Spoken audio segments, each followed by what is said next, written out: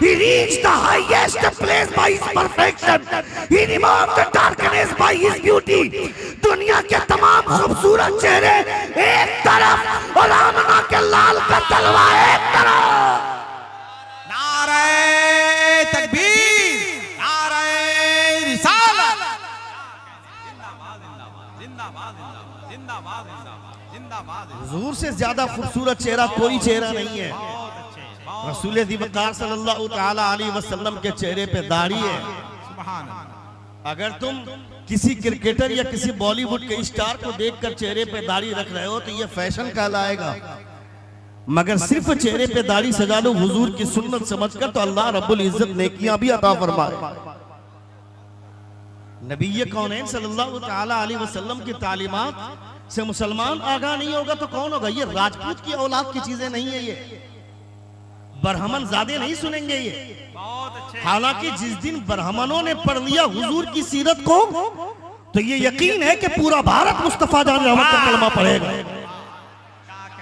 पढ़ते नहीं है जिन्होंने हुजूर की तारीख पढ़ी, जिन्होंने हुजूर का कैरेक्टर पढ़ा, जिन्होंने हुजूर की हिस्ट्री पढ़ी, वो ये कहने पर मजबूर हो गए कि आमना के लाल के जैसा दुनिया में कोई इंसान नहीं है।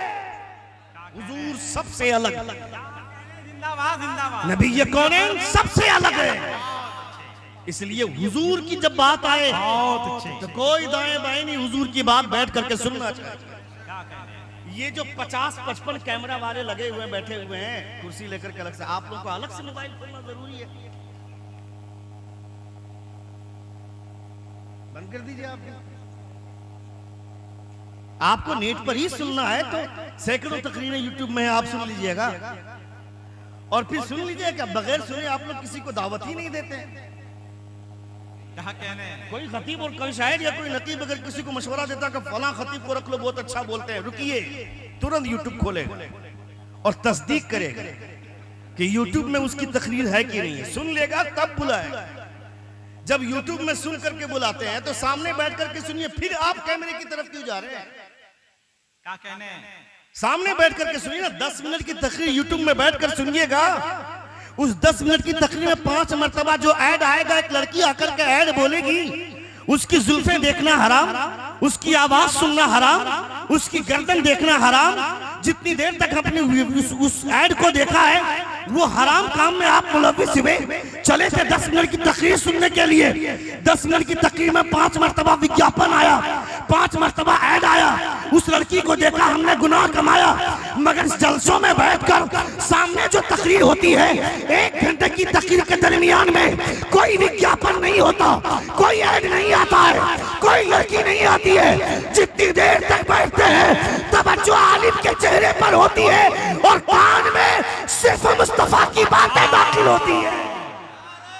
क्या कहने? जिंदाबाद जिंदाबाद या रसूल अल्लाह। क्या कहने? जिंदाबाद जिंदाबाद जिंदाबाद जिंदाबाद। क्या मैं कमेटी के तमाम लोगों को मुबारकबादी पेश करता हूँ। बड़ी मेहनत की आप लोगों ने, इतना शानदार जलसा आपने सजाया है और इतने खूबसूरत जलसे के लिए मेहनतें दरकार होती ही हैं। इतना आसान नहीं इतना बड़ा प्रोग्राम करवा लेना। और मैंने कई दिन देखा कि सोशल मीडिया के हवाले से कई चैनल वाले आकर के इस प्रोग्राम का प्रचार कर रहे हैं, बड़ा अच्छा लगा। अल्लाह रब्बुल इज्जत आपके जज्बात को सलामत रखे। जोर से आमीन कहें, एक बार हाथ उठाकर फिजा में कहें या रसूल अल्लाह, और एक बार कहें या हबीब अल्लाह। After 5 years of research I have come to the conclusion that Muslims have a greater love for their Nabi than their religion of Islam। Doctor John Bernard Shaw बोलता है कि मैंने 5 साल तक मुसलमानों की शिद्दत पसंदी पर रिसर्च किया, 5 साल तक मुसलमानों की हालत का जायजा लिया, उसके हालात पर, उनके हालात पर इन्वेस्टिगेशन किया। आफ्टर 5 years ऑफ रिसर्च, 5 साल की तहकीक करने के बाद I have come to the conclusion that, मैं इस नतीजे पर पहुंचा हूं कि Muslims have a greater love for their नबी than their religion of Islam, कि मुसलमान सबसे ज्यादा पूरी दुनिया में जिससे मोहब्बत करता है वो कोई दूसरा नहीं है, वो आमना का लाल है। जोर से बोले, जोर से बोले, जोर से बोले। जिंदाबाद। वो आमना का लाल है जिससे पूरी दुनिया में खुदा, पूरी दुनिया के मुसलमान सबसे ज्यादा मोहब्बत करते हैं। आई लव मोहम्मद के बैनर पर आग लगाने वालों, मुसलमानों के बच्चों को एफआईआर के जरिए सलाखों के पीछे डालने वालों, तुझे पता ही नहीं है तुम 72 लोगों को, 72 नौजवानों को, मौलाना तौकीर रजा खान समेत 72 नौजवानों को जेल के पीछे डालकर सोचता है मुस्तफा से मोहब्बत कर जाएगी, मुसलमानों के सीने से हुजूर की मोहब्बत का चिराग बुझ जाएगा। याद रखना, भारत के तमाम मुसलमान जेल के अंदर चले जाएं, फिर भी गम नहीं है। हुजूर की मोहब्बत का चिराग जैसे कल जल रहा था आज भी जल रहा है और सुबह क़यामत तक जलेगा। क्या कहने, नारे तकबीर, नारे रिसालत, सरकार गौसुल आजम कॉन्फ्रेंस, क्या कहने, जिंदाबाद जिंदाबाद जिंदाबाद जिंदाबाद। After 5 years of research, बहुत अच्छे। we have come to the conclusion that Muslims have a greater love for their Nabi than their religion of Islam. मगर तुम्हें यह भी सोचना होगा कि आई लव मोहम्मद का बैनर बाइक पे मत लगा, टी शर्ट के पीछे लगा करके मत घूम, कहीं ऐसा ना हो कि मोहब्बत में तुम गलती कर जाओ। ये किसने कहा कि everything fair in love and वार? जिस लुच्चे ने ये स्लोगन दिया होगा दुनिया का सबसे बड़ा भड़ुआ होगा, जिसने ये कहा होगा कि everything fair in love and वार, प्यार और जंग में हर चीज जायज है। याद रखना, जब हुजूर के प्यार की बात होगी तो यहाँ अदब का दायरा उसकी ताजीम है। जोर से बोले। जब किसी आवारा लड़की से प्यार करो तो प्यार का तो कोई कंसेप्ट ही नहीं है शादी से पहले हुजूर की शरीयत में। ये आवारा लड़कियों से प्यार के हवाले से जो फिजा खराब करने की बात है ये उस हद तक चल सकती है, मगर जब हुजूर की बात आएगी तो यहाँ हुजूर की मोहब्बत में अदब करना ये निहायत ही जरूरी अमर है। वरना हालात ऐसे हुए, खबरदार खबरदार, जैसे और लोगों से बात करते हैं मेरे महबूब से बात मत करना, वरना अमाल बर्बाद हो जाएंगे और तुझे खबर तक भी नहीं होगी। ये खुदा फरमाता है अन तहबत अमालुकुम व अंतुम ला तशऊरून, अमाल बर्बाद हो जाएंगे तुझे खबर भी नहीं होगी। बहुत अच्छे। हमारा घर टूटने वाला होगा ये जान जाएंगे तब हम दूसरा मकान बनाएंगे, बाढ़ के नजर हमारा मकान होने वाला ये जान जाएंगे तब हम दूसरा मकान बनाएंगे, या टूट जाएगा हमको पता चलेगा जब किसी दूसरी झोपड़ी के बारे में सोचेंगे, लेकिन पता ही नहीं चलेगा और मेरा घर टूट जाएगा तो फिर क्या करेंगे। ये आप जानेंगे कि आपका ईमान जा रहा है, आपके अमाल बर्बाद हो रहे हैं, तब ना आप सोचेंगे। खुदा तो फरमाता पता भी नहीं चलने दूंगा, चूंकि बात मेरे हुजूर की है, मेरे महबूब की है। जब हुजूर के हवाले से उलमाए किराम फरमाते, बरेली शरीफ के स्टेज पर किसी खतीब ने कहा था कि हुजूर ने अपना लुआबे दहन डाला, उनको तौबा करवाया गया। ये कहकर के हमारा ताल्लुक अदब से है, जब हुजूर के हवाले से कहेंगे तो ये नहीं कहना लुआबे दहन डाला, ये कहना है लुआबे दहन से नवाजा। जोर से बोले, जोर से बोले, सुभान अल्लाह, और जोर से बोले। पूरा मजमा हाथों को फिजा में लहरा कर कहें या रसूल अल्लाह, और एक बार कहें या हबीब अल्लाह। ये उलमाए किराम मिंबर नूर पर जलवा बार है, इनको कोई जरूरत नहीं है बैठने की, ये चाहे तो अपने घर पे आराम कर सकते हैं, लेकिन ये तमाम उलमा बैठे हुए हैं, मैं इनका शुक्रगुजार हूं। ये सिर्फ और सिर्फ इसलिए बैठे कि ताकि ये प्रोग्राम कामयाब हो जाए। कौन खतीब किस अंदाज में बोलता है, उनकी गुफ्तगू की रवानी कैसी है, उनके जुमलों की तरतीब कैसी है, ये सारी चीजें बाद में देखी जाती हैं। पहले देखा यह जाता है कि स्टेज पर जो उलमा होते हैं उनका सपोर्ट किस अंदाज का होता है। बहुत सारी जगहों पर हमने देखा है कि स्टेज पर जो बैठने वाले उलमा होते हैं वो चेहरा ऐसे बसोर कर बैठते हैं कि तबीयत नहीं चाहती तकरीर करने की, पता नहीं वो क्या सोच करके बैठते हैं। मगर अल्हम्दुलिल्लाह इस स्टेज पर जितने उलमा बैठे हैं सब एक दूसरे को की हौसला अफजाई कर रहे हैं और ये सोच रहे हैं बोलने वाला कौन है, कहां से आया उससे मतलब नहीं है, पढ़ने वाला कहां से आकर पढ़ रहा है उससे मतलब नहीं है। समीर रजा मुरादाबादी हो, चाहे फिर अजमत रजा भागलपुरी हो, चाहे मुफ्ती शमसुद्दीन मकराना हो, चाहे शहाबुद्दीन सकाफी हो, ये जितने लोग आए हैं ये बात किसी और की नहीं, मुस्तफा जाने रहमत की बातें कर रहे हैं, हुजूर की बातें हो रही हैं। रसूल दीवकार सल्लल्लाहु तआला अलैहि वसल्लम की बातें होंगी तो फिर उनका सपोर्ट किया जाएगा। यहां आकर के कोई दुनियावी बातें नहीं, हुजूर की बातें। सुभान अल्लाह, जज़ाकल्लाह। अच्छा जज़ाकल्लाह आपने ऐसी जगह पे कहा है कि डर लगने लगता है। हाँ, क्योंकि खतीब को चुप करने के लिए भी जज़ाकल्लाह ही कहा जाता है। एक बार जोर से कहें या रसूल अल्लाह, और एक बार कहें या हबीब अल्लाह। रसूल दीवकार सल्लल्लाहु तआला अलैहि वसल्लम। अच्छा, हुजूर गौसे आजम क्या है? गौसुल आजम कॉन्फ्रेंस, कितना कितना खूबसूरत नाम। हजरत शेख इब्न वहब रदियल्लाहु ताला ने जो हुजूर गौसे आजम की विलादत से 100 बरस पहले के एक बुजुर्ग हैं, तवज्जो के साथ सुनिए। लोग बोलते हैं ना हालात बहुत खराब हैं, हालात बहुत खराब नहीं है। हालात जितने खराब गौसे आजम के दौर में थे उतने खराब अभी नहीं है। बहुत अच्छे, समझ रहे हैं आप? अगर रोशनी का अंदाजा करना हो तो अंधेरे में जाओ, तब रोशनी का अंदाजा हो। हजरत ईसा अलैहिस्सलातु व तस्लीम के तकरीबन 600 बरस गुजर जाने के बाद हुजूर की आमद, इतना खतरनाक दौर के एक औरत के साथ बंद कमरे में 15-20 मर्द मिलकर के ज़िना करते थे, और जब वो औरत प्रेग्नेंट होती थी तो वो औरत जिस मर्द की तरफ इशारा करती थी वो बच्चे का बाप वही कहलाता। इससे गंदा समाज कभी दौर में नहीं देखा, किसी भी दौर में। गैर मुस्लिमों के यहाँ भी, हिंदुओं के यहाँ भी शादी से पहले जिस लड़के और लड़की का ताल्लुक होता है उसको वो लोग भी नाजायज ही मानते हैं। आज अगरचे लिविंग रिलेशनशिप के नाम पर चाहे जितनी भी गंदगी परोस लें, मगर आज भी जिन लोगों का दिल साफ है वो उसे गंदा ही समझते हैं कि शादी से पहले कोई कनेक्शन नहीं होना चाहिए लड़की और लड़की। बहुत अच्छे। अब जब गैर मुस्लिमों के यहाँ ये है तो हुजूर की तालीमात में कितनी खुशबू होंगी। जोर से बोले, और जोर से बोले, जोर से बोलिए ना भाई। सुभान अल्लाह। अब उस कदर गंदा माहौल है, हुजूर तशरीफ ला रहे हैं, नबी ये कौनैन आ रहे हैं, इतना गंदा समाज, उस गंदे समाज में जब नबी तशरीफ लाए, नबी ये कौनैन फरमाते हैं मैं अरब को इतना पाक कर दूंगा, इतना पाक कर दूंगा कि एक औरत 7 मील की दूरी से अकेली आएगी, खाने काबा का तवाफ करके अकेली चली जाएगी, कोई मर्द उसे कनखियों से भी देखना गवारा नहीं करेगा। ऐसा हुआ भी, एक औरत 7 मील की दूरी से अकेली आई, खाने काबा का तवाफ करके अकेली चली गई, किसी मर्द ने नहीं देखा।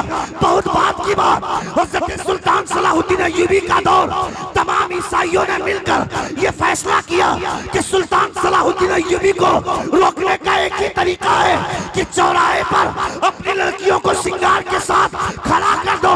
जब उनका काफिला गुजरेगा, मुसलमान नौजवान जब लड़कियों की तरफ देखेंगे ये पागल होकर फरेफ्ता हो जाएंगे। सुल्तान सलाहुद्दीन अय्यूबी फरमाते हैं सुनो, मेरा रब कहता है कुल लिल मुमिनीना यगुद्दू मिन अब्सारिहिम व यहफज़ू फुरूजहुम, say to the believer men to lower down their eyes and guard their private parts. कह दीजिए इन मुसलमानों से अपनी निगाह नीची रखें, अपनी शर्मगाह की हिफाजत करें। जब ये ऐलान सुना दिया सुल्तान सलाहुद्दीन अय्यूबी ने, चौराहे पर लड़कियां श्रृंगार के साथ खड़ी है, परहाना सर्व है, अपनी खूबसूरती की नुमाइश कर रही है। नौजवान लड़के गुजर गए, मुजाहिदीन इस्लाम गुजर गए, किसी ने कनखियों से भी देखना गवारा न किया। जब पूछा गया ऐसा कैसे हुआ, जवाब देते हैं जिन आंखों में गुंबदे खजरा का जमाल बसता हो। क्या कहने, क्या कहने या रसूल अल्लाह, क्या बात, क्या कहने, जिंदाबाद, जिंदाबाद, जिंदाबाद। जिन आंखों में गुंबदे खजरा का जमाल बसता हो वह किसी और के हुस्न की तरफ देखे ये गवारा ही नहीं है। जोर से बोले। सुल्तान सलाहुद्दीन अय्यूबी को अल्लाह रब्बुल इज्जत ने वो शोहरत और वो मकबूलियत अता फरमाई। जा रहे हैं आप, अकेले मत जाइए, 2-4 लोगों को साथ लेकर के फिर घूमिएगा कैसे बाजार।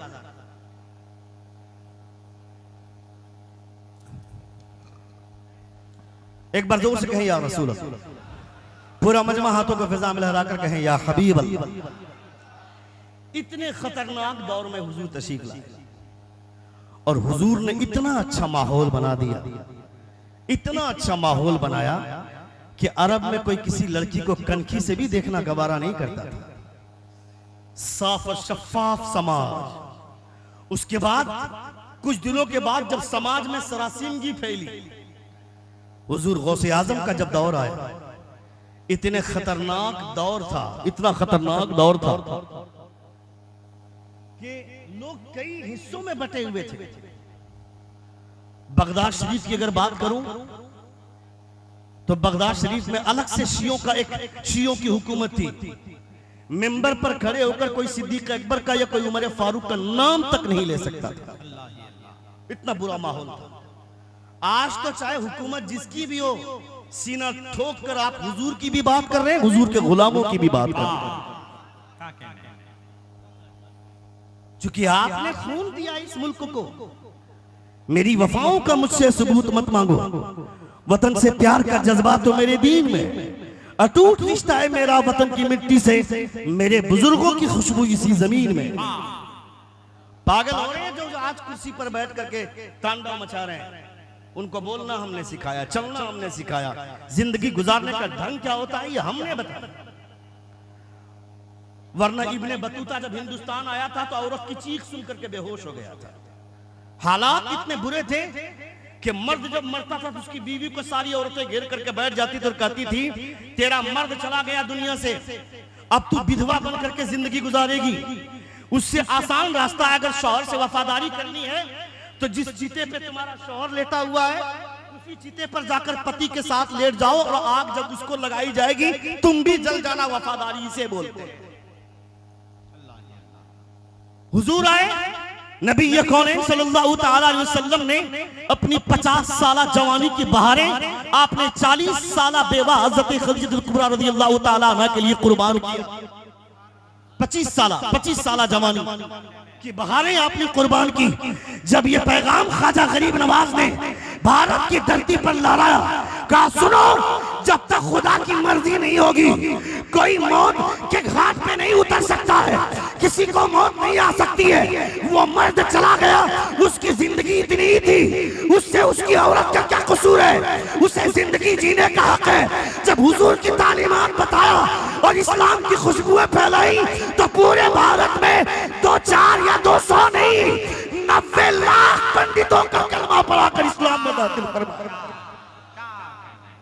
ये ख्वाजा गरीब नवाज की तारीफ। आप तो बैठ करके हुजूर की बात कर रहे हैं, हुजूर की बात कर रहे हैं। रसूल दी वक़ार सल्लल्लाहु अलैहि वसल्लम, अल्लाह रब्बुल इज्जत ने हसन भाई को वो कमाल अता फरमाया। ये अगर जलसा छोड़ दें, सिर्फ ये कलाम लिखें, हालांकि एक किताब इनकी आ चुकी है, एक दूसरी किताब आ रही है और फिर मज़ामीन का मजमुआ आने वाला है। जो भी किताब लिखते हैं, मेरी किताब आ रही है हुजूर शेखुल मुस्लिमीन की सवाने पर, तकरीबन 500 पेज की किताब है, उस पर ये तकरीज लिख रहे हैं। जो भी लिख रहे हैं किताबें तकरीज इनसे लिखवाते हैं। आप समझ सकते हैं कि किस हद तक इनका कलम चलता है। अल्लाह रब्बुल इज्जत इनके कलमी तवानाइयों में मजीद बरकतें अता फरमाए। बहुत सारे लोग नकार लेने के बाद उस कोने में जाकर के बैठ जाएंगे, पान से मुंह तूबे रहेंगे, उनको शर्म आती है किसी का हौसला बढ़ाने में। जब इतना ही बुरा लगता है तो ये काम करते ही क्यों है? मगर अल्लाह रब्बुल इज्जत ने इन्हें जो जज्बा अता फरमाया है, समीर रजा इलाहाबादी जब ये पढ़ रहे थे तो इनको ये मजमा देखने के बाद, स्टेज पे इतने उलमा देखने के बाद इनको थोड़ा सा एहसास हुआ होगा, चूंकि बच्चा है, लेकिन स्टेज से सपोर्ट जो मिला, ये बंदा हीरो बन गया। हुजूर की नाम पढ़ रहा है तो कोई सपोर्ट करना चाहिए। तुम्हारा बच्चा गाना गा रहा होता है तो तुम भी हंसते हो, तुम्हारी बीवी भी हंसती है। कयामत में दोनों कितने कूटे जाओगे पता चलेगा। जिस दिन तुम्हारा बेटा नात पढ़ने लगे, ये समझ लेना कि मेरा खून सही रास्ते पर जा रहा है। गाना गाने की उम्र में मुस्तफा की नात पढ़ता हुआ जा रहा है। 4 साल की उम्र में तुम्हारा बेटा, बहुत अच्छे, तुम्हारा बेटा तुम्हारी गोद में बैठ करके मोबाइल निकालता, मोबाइल निकालो भाई साहब, keep your silent please, may I have your attention. एक बार जोर से कहें या रसूल अल्लाह, और एक बार कहें या हबीब अल्लाह। 4 साल की उम्र का बच्चा हमारी गोद में बैठकर हमारे जेब से मोबाइल निकालता है, मोबाइल निकालकर मोबाइल का पैटर्न लॉक खोलता है, पासवर्ड डाल लेता है, उसके बाद यूट्यूब खोलता है, यूट्यूब खोल करके गाना बजाता है। कौन गाना? नानी तेरी मोरनी को मोर ले गई। ताज्जुब की बात नहीं है अगर तुम्हारा बेटा खोल रहा है, तो तुम्हारी बीवी ने उसको इस लायक बनाया है। पहले की माएं जब बच्चा रोती थी तो उसे सीने से लगाती थी, और सीने से लगाते ही बच्चा चुप हो जाता था। मगर अब की माएं सीने से नहीं लगाती है, बच्चा रोता है तो मोबाइल निकाल करके वही गाना लगा कर देती है उसको, तब बच्चा चुप होता है। क्या सच्चाई है। कहां जा रहे हैं भाई साहब? हेलो, डोंट डिस्टर्ब मी यार।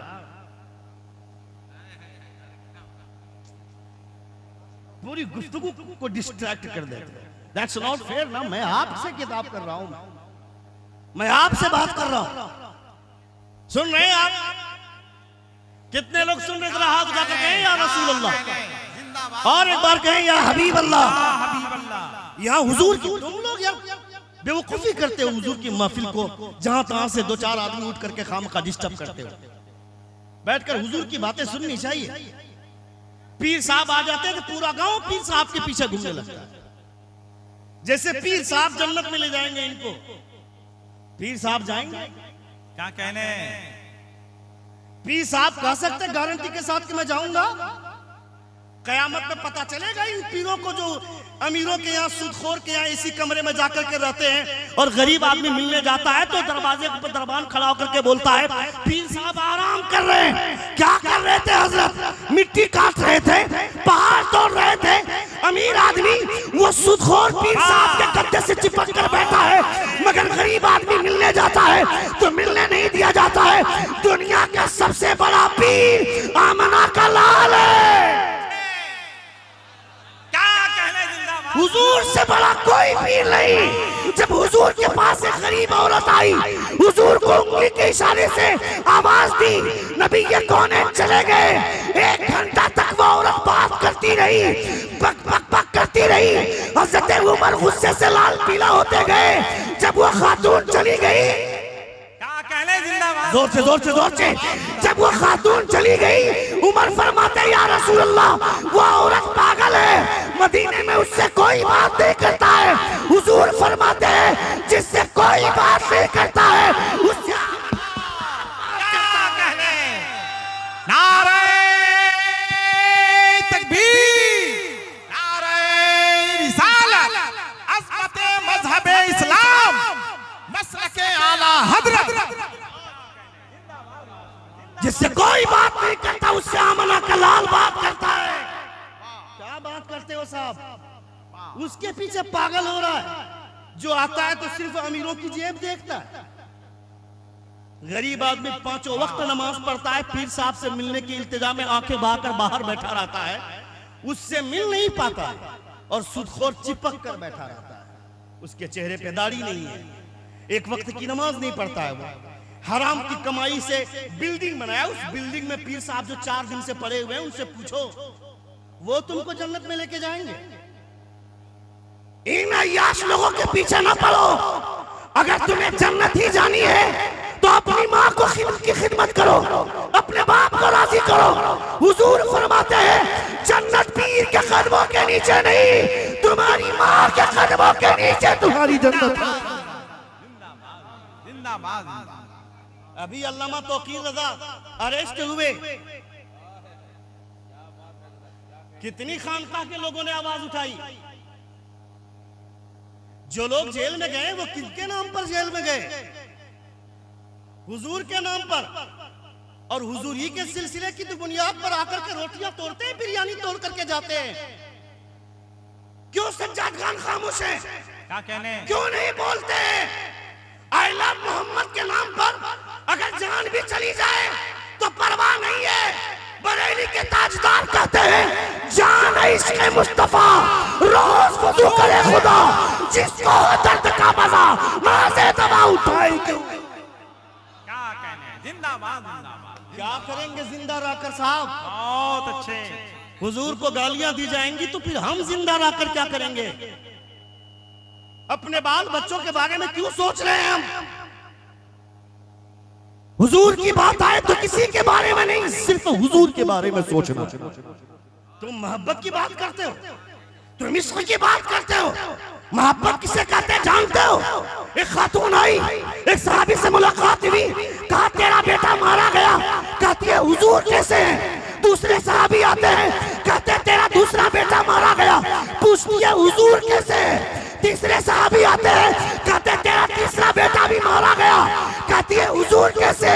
चौथे सहाबी आते हैं, कहते हैं तेरा शौहर भी शहीद हो गया।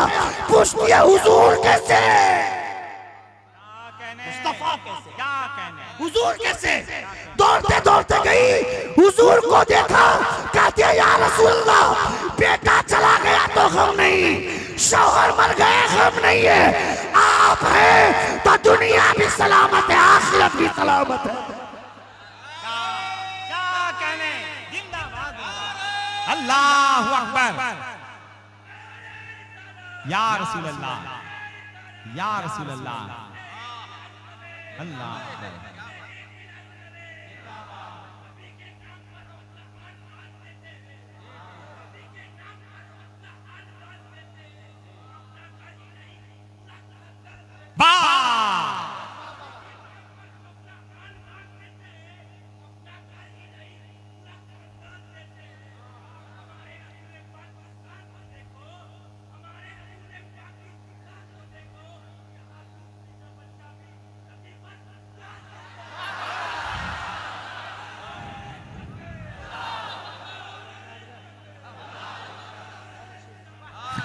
वाह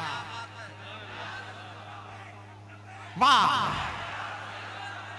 लब्बैक लब्बैक या रसूल अल्लाह, लब्बैक लब्बैक लब्बैक या रसूल अल्लाह।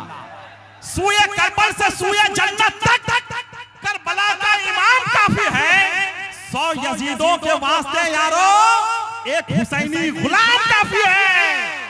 क्या कहने? जिंदाबाद। कोई कर सकता है मुकाबला इन नौजवानों का? कोई नहीं कर सकता है। जालिमों, हम नहीं कहते कि हमारे बच्चे तलवार लेकर के मैदान में आ जाएं।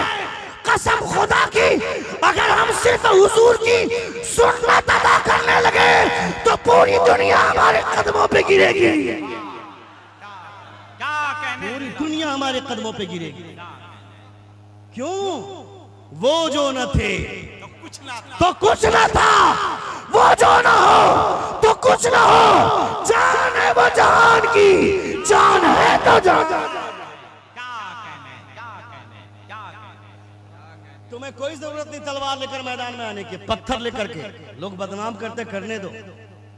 तुम अगर सही से सिर्फ हुजूर का मिसवाक उठा लो ना, जोर से अरे क्या अच्छी हुजूर की सुन्नत समझकर सिर्फ मिसवाक उठा लो, तो दुनिया उस मिसवाक का मुकाबला नहीं कर सकती है। मदीने में बच्चे खेल रहे हैं, खेलते खेलते बॉल उड़ गई और उड़ करके एक पादरी के पास चली गई। सुनिए, पादरी के पास चली। एक बच्चा गया पादरी के पास, कहा बॉल दे दो, कहा नहीं देंगे। दूसरा बच्चा गया, कहा बॉल दे दो, कहा नहीं देंगे। तीसरा बच्चा गया, कहा बॉल दे दो, नहीं देंगे। बच्चों का झुंड गया, कहा बॉल दे दो, कहा नहीं देंगे। एक बच्चे ने कहा कि सुनो, हम लोग हुजूर का कलमा पढ़ने वाले हैं। और जोर से बोले, और जोर से बोले। कहा हम मोहम्मद का कलमा पढ़ने वाले, बॉल दे दो। उस पादरी ने बॉल दिया नहीं, जो उसने हुजूर का हवाला दिया तो चिड़ में 2-4 गालियां दे दी हुजूर को, मादअल्लाह। तो उन छोटे छोटे बच्चों ने मिलकर उस पादरी को इतना कूटा के पादरी, नहीं समझे, नहीं समझे, जोर से बोलिए, जोर से बोलिए। पादरी चला गया। ये दौर है उमर का। तमाम पादरियों ने मिलकर मुकदमा दायर किया उमर की अदालत में। कहा उमर, तेरे इंसाफ के चर्चे हैं, तेरी अदालत का शोहरा है। एक पादरी को मदीने के बच्चों ने मिलकर मारा है, इंसाफ चाहिए किसास की सूरत में। जान का बदला जान। किसास चाहिए। उमर ने फरमाया ऐसे फैसला नहीं होगा, बच्चों को बुलाओ। बच्चे बुलाएगा, बच्चों से सुनूंगा फिर फैसला होगा। बच्चों से पूछा, कहा क्यों मारा पादरी को, क्या हुआ था? कहा यार ए अमीरुल मोमिनीन, बॉल गई, हमने मांगा नहीं दिया। फिर हम लोग तमाम ग्रुप के साथ गए, बॉल मांगा नहीं दिया। फिर हमने कहा हुजूर का कलमा पढ़ते हैं, फिर भी नहीं दिया। कहा तो फिर मारा क्यों? गाली दी उसने तुझको या तुम्हारी माँ को या तुम्हारे बाप को? उन बच्चों ने कहा अमीरुल मोमिनीन, हमें गाली देता चलता, हमारे बाप को गाली देता चल जाता, हमारी माँ को गाली देता चल जाता, मगर उस पादरी ने उन्हें गाली दी है जिनके सदक़े में खुदा ने मेरे बाप को भी पैदा किया है और मेरी माँ को भी। क्या कहने, बहुत अच्छे, जिंदाबाद।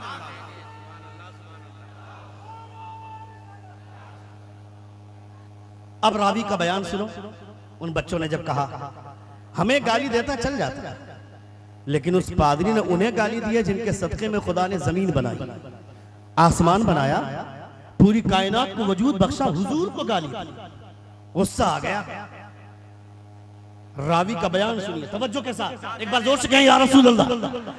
रावी का बयान है, जितना अच्छा हजरत उमर उस दिन मुस्कुराए थे उतना अच्छा कभी नहीं मुस्कुराए थे। आप फरमाते हैं अल-यौम अज़्ज़ल इस्लाम, अल-यौम अज़्ज़ल इस्लाम, आज इस्लाम को इज्जत मिल गई इसलिए कि मदीने के छोटे छोटे बच्चों के सीने में मुस्तफा की मोहब्बत का चिराग जल गया है। हुजूर की मोहब्बत का चिराग जल जाना कोई आसान काम नहीं है। अपने बच्चों के सीने में हुजूर की मोहब्बत का पाठ पढ़ाइए। रबीउल अव्वल में 4 बैनर कम लगाई, लेकिन 4 बातें हुजूर की अपने बच्चों को ज्यादा बताई। 4 लाइटों की लरी कम सुनाई, कम लगाइए घर में, लेकिन अपने बच्चों को 4 बातें हुजूर की ज्यादा बताइए। तुमने मोहब्बत को इतना सस्ता कर दिया। जाइए आप लोग, जाइए जल्दी जाइए, आप लोग डिस्टर्ब कर रहे हैं। और बोलूं 5-10 मिनट। कितने लोग सुनना चाहते हैं? जरा हाथ उठाकर कहें या रसूल अल्लाह, और एक बार कहें या हबीब अल्लाह। 4 साल का बच्चा मेरी गोद में बैठ करके मेरा मोबाइल निकाल लेगा और पैटर्न लॉक खोलेगा और पासवर्ड डाल करके यूट्यूब खोल लेगा। लोग बोलते हैं आकर के हजरत मेरा बच्चा बहुत तेज दिमाग रखता है, हाई स्टेटस का ब्रेन है उसके पास।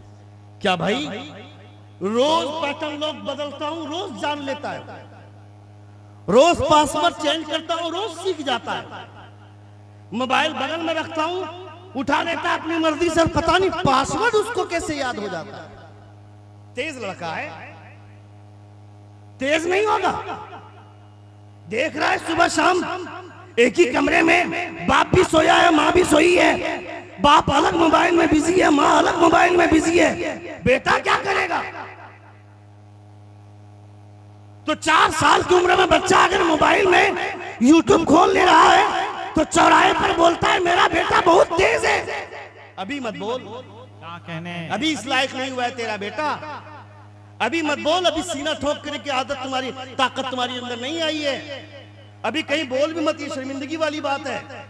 तेरा बेटा मोबाइल खोलता है, यूट्यूब खोलता है और फख्र के साथ बोलता है आज मत बोल, तू उस दिन बोलने के काबिल हो जाएगा जिस दिन कुरान खोलना तेरा बेटा जान जाएगा। उस दिन फिर यहाँ नहीं, रांची शहर में मेन चौक में खड़े होकर सीना ठोक कर बोलना मेरा बेटा यूट्यूब खोलना नहीं जानता, मगर खुदा का शुक्र है मेरा बेटा कुरान खोलना जानता है और कुरान खोलकर कुरान पढ़ना जानता। जिंदाबाद जिस दिन आपके बेटे के अंदर ये मलका आ जाए, बहुत अच्छे, उस दिन आप सीना ठोक कर बोलने के काबिल हो जाए। अभी बोलने के काबिल नहीं है। अपने उलमा का एहतराम कीजिए, अपने उलमा की इज्जत कीजिए। हमारे उलमा क्या करते हैं, नई जगह पे कहीं पे जाते हैं, और पता करते हैं कि इस मोहल्ले के लोग किसी सिलसिले से मुरीद नहीं है। किसी सिलसिले के पीर साहब को बुला करके सारे लोगों को मुरीद करवा दिया ताकि कम से कम सारे लोग बच जाएं, किसी सिलसिले से जुड़ जाएं। उसके बाद 1 साल के बाद पीर साहब आना हुआ, जलसा था। मोहल्ले के लोग गए पीर साहब को रिसीव करने के लिए स्टेशन। क्या हुआ?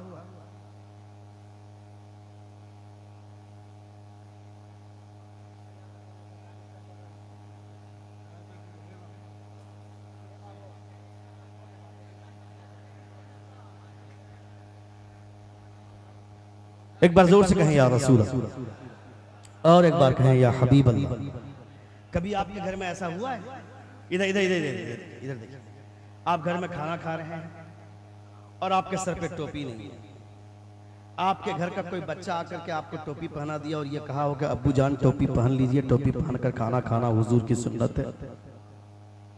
किसी के साथ एनीवन आपके साथ हुआ है? आपके बच्चे ने आपको ये कहा आकर, छोटे भाई, चलो भाई ने भी तो कहा, आपका भाई मदरसे में पढ़ता है, कहां रहता है? कॉलेज में पढ़ता है। दैट्स आई वांट टू से यार कि मदरसे के बच्चों को तो ये तहजीब आ जाती है, कॉलेज के बच्चों में ये तहजीब कब आएगी?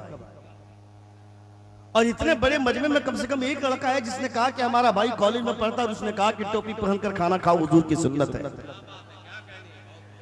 मैं इसलिए कह रहा हूं कि ये हुजूर की सुन्नत सिर्फ मदरसे के बच्चों के लिए नहीं है, उलमा के लिए नहीं है। हुजूर की सुन्नत तो सबके लिए है, तुम्हारे लिए भी है।